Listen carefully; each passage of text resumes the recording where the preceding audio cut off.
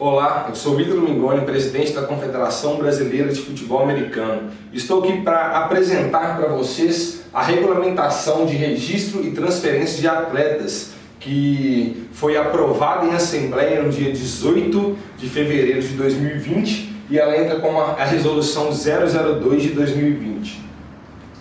Primeiro ponto a ser abordado nessa regulamentação é compreender que o atleta amador é livre, ele tem a liberdade de escolher qual é o time que ele vai praticar o esporte.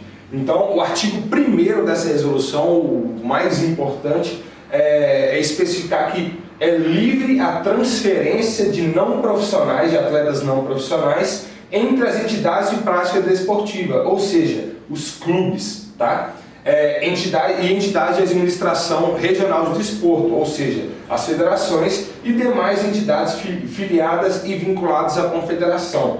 E o que garante isso são três aspectos. A Constituição Federal, no artigo 5º, inciso 2º, no inciso 15º e no inciso 20º, e no artigo 227. Okay? A Lei 9.615 de 98, que é a Lei Pelé, ela trata isso nos artigos 3º, parágrafo 1º, inciso 2º. E a Lei 8.069 de 1990, que trata isso nos artigos 4º e 16º. Então, o que configura o atleta amador? Tá? Esse é o artigo 8º, parágrafo 2º da nossa resolução. É identificado como atleta não profissional aquele que exerce a sua liberdade de prática desportiva pela inexistência de contrato de trabalho, sendo permitido o recebimento de incentivos materiais e de patrocínio. Ou seja, toda vez que você participa de uma equipe e é incentivado que não tem um contrato, ou seja, um salário, né, estipulado, você é um atleta amador, um contrato especial de trabalho, que a gente vai falar justamente sobre isso ao decorrer dessa apresentação.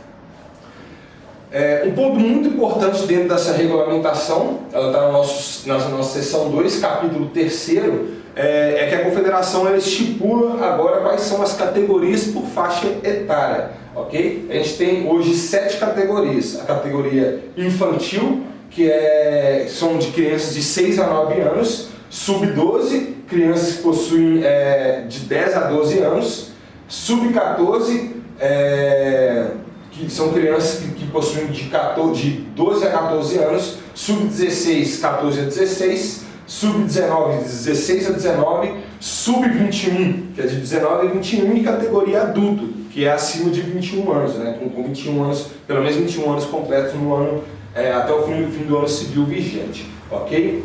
É importante a gente lembrar de dois aspectos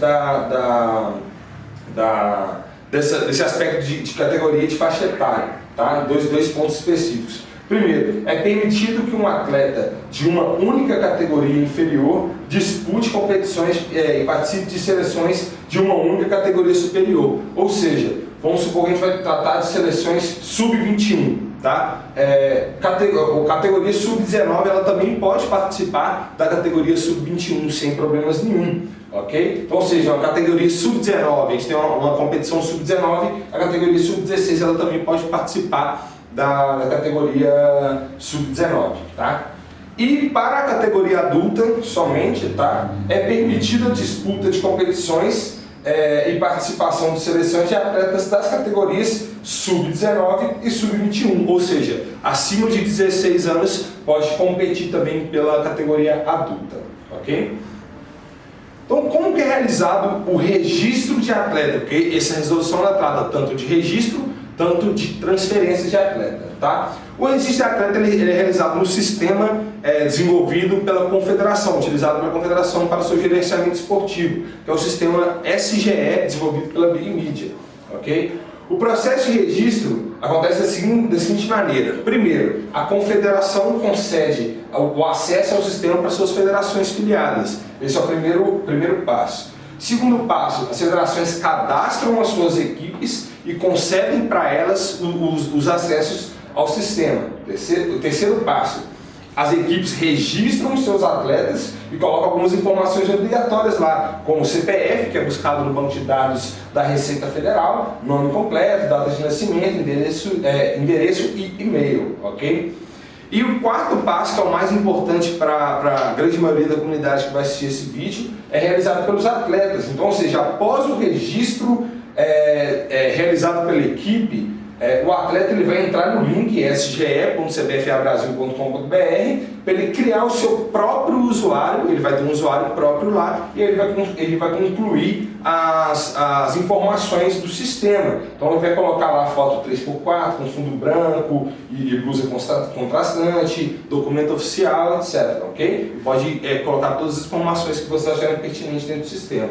É interessante falar isso porque quanto maior o número de informação a confederação tiver, com mais facilidade ela consegue estipular esse censo e buscar patrocínios e apoios para o futebol americano no Brasil. Ok? Lembrando que se o atleta for profissional, ele também tem que anexar o contrato especial de trabalho desportivo, como estipulado na seção 4, capítulo 1 dessa resolução. Ok? Transferência de atleta. A transferência de atleta discorre no capítulo 3 da nossa resolução, ok? Primeiro a gente vai falar sobre as informações importantes das transferências. Primeiro aspecto, as janelas de transferência, elas estão no artigo 42. Então haverá 2 prazos nacionais, ou seja, as janelas, tá, para realizar as transferências de atleta entre clubes dentro do sistema da confederação. A primeira janela ela é de 2 de janeiro até dia 28 de fevereiro, ou dia 29 quando é ano bissexto, que é o caso desse ano. Ok? Então são 58 ou 59 dias. Tá? Segunda janela, de 15 de maio a 30 de junho, ou seja, 45 dias a segunda janela para realizar as transferências, ou seja, as transferências elas se findam antes do início dos nacionais. Excepcionalmente em 2020, que é o ano de vigência da publicação dessa resolução, os prazos de transferência dará em uma janela única, tá? Que é do dia 2 de janeiro até o dia 30 de junho, e realizado no artigo 54. Ok? Essa informação. Limite de transferência, está no artigo 18, parágrafo 3º. O registro de atleta ele é limitado a 2 clubes da mesma modalidade por temporada. Ou seja, se você joga futebol americano na mesma temporada, ou seja, dentro do ano civil, você pode jogar apenas por 2 clubes diferentes, ok? Com outras modalidades, você joga futebol americano e joga flag também, você tem que lembrar que são duas modalidades diferentes. Então são 2 clubes de flag e 2 clubes de futebol americano, ok? E a cessão temporária, ou seja, empréstimo de jogador, que é tratado no artigo 48 da nossa resolução, ela é vedada, ou seja, é proibido você emprestar um atleta para uma equipe, ok? Responsabilidade por procedimento de transferência, só para vocês compreenderem. Quando a transferência acontece entre 2 equipes do mesmo estado, a responsabilidade por manusear essa transferência ela é das federações, ou seja, as federações que são constituídas, que têm a sua atuação dentro do seu estado, elas são responsáveis por gerenciar as transferências. Então, ou seja, uma equipe de Minas Gerais transferindo um atleta de outra equipe de Minas Gerais, quem vai tomar conta ou gerenciar essa transferência é justamente a Federação Mineira, ok? Em caso de transferência de atleta entre 2 estados diferentes, ou seja, um atleta saindo de Minas Gerais e indo para o Rio de Janeiro, como exemplo, tá? Quem gerencia essa transferência justamente é a confederação. Então cai dentro do processo da confederação e eu vou explicar para vocês como funcionam os procedimentos aqui na frente. E em caso de transferências de atletas de mesmo estado, que não existe confederação constituída ou filiada, é responsabilidade também da confederação gerenciar e dar prosseguimento para o processo de transferência, ok? Então, o procedimento, né, adotado pela confederação, ele tem um funcionamento em thread, ou seja, a gente vai criando os passo a passos e colocando todas as informações que foram estipuladas no processo dentro de um único documento, uma thread, como se fosse uma thread de Twitter que vocês estão acostumados a ver. Então todas as informações elas ficam em cascata, ok? Então, como se dão esses procedimentos? O primeiro passo é a solicitação, ou seja, o clube de destino, o clube para onde o atleta está indo, né, ele vai solicitar a transferência dentro do sistema e anexar na thread a carta de anuência, que toda transferência de atleta ela depende de uma anuência formal, ou seja, o atleta falando que eu quero ir para esse time. E essa carta tem anexo lá na nossa resolução, você vai poder pegar ela como modelo, tá? Então, ou seja, o clube de destino, o clube para onde o atleta está indo, solicita essa transferência dentro do sistema e anexa a thread lá, na thread a carta de anuência dele, os documentos necessários que estão dentro da resolução e no caso de atletas profissional, o contrato especial de trabalho dele, que também está definido, todas as informações que tem que ter dentro desse contrato lá na resolução.